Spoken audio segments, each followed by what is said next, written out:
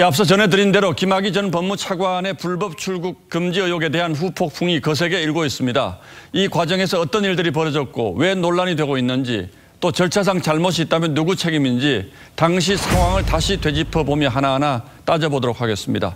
자, 윤설기 기자. 네. 이 화면이 바로 당시 상황을 시간대별로 정리한 것 같은데 네. 여기 보면 긴급 출금 요청서, 그러니까 긴급 출국 금지 요청서라는 뜻이죠. 이렇게 되어 있는데 이 긴급 출금이라는 조치가 별도로 있습니까? 네, 출입국 관리법의 긴급 출국 금지는 범죄 피의자로서 사형 무기 또는 장기 3년 이상의 징역 등의 죄를 범했다고 의심할 만한 상당한 이유가 있을 때 내릴 수 있습니다.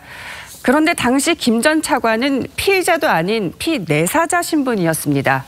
법률상으로는 당연히 이 긴급 출국 금지의 대상이 될 수가 없었죠. 자, 이런 상황을 법무부는 뭐라고 해명을 하고 있습니까? 네, 내사 단계에서도 출국 금지가 가능해 법적인 문제가 없다는 입장입니다.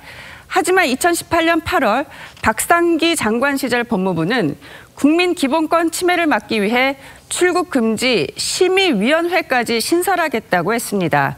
출국 금지가 너무 남발된다는 이유에서였죠. 그런데 이번 출금 논란을 보면 법무부 장관실이 이 관여한 정황도 드러났습니다. 그래서 뭔가 특수한 사정이 있었을 거란 추정도 나오고 있죠. 자, 그리고 또 하나 긴급 출국 금지 요건도 해당하지 않는데 허위 공문서까지 만들었다, 지금 이런 의혹이 있는 거죠? 그렇습니다. 당시 대검 진상조사단 소속 이규원 검사가 긴급 출금 요청서엔 2013년 김 전 차관이 무혐의 처분을 받은 사건의 번호, 그 뒤 긴급 출금 승인 요청서엔 있지도 않은 서울 동부지검 내사 번호를 기재했다는 의혹입니다. 허위로 이런 번호들을 부여해서 출국 금지를 했다는 건 이미 이 자체로 명백한 불법 행위입니다. 누군가 교사를 하거나 지시를 했다면 그 사람도 공범이나 교사범으로 같이 처벌을.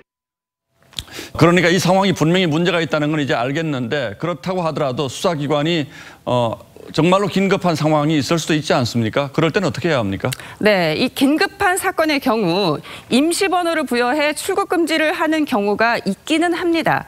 마약이나 강력 사건의 경우 매우 제한된 범위에서 임시번호를 먼저 붙이는 경우도 있는데요. 그런데 김학의 전 차관의 경우는 이미 출국 가능성이 제기됐었기 때문에 이런 논리를 적용하기는 어렵습니다.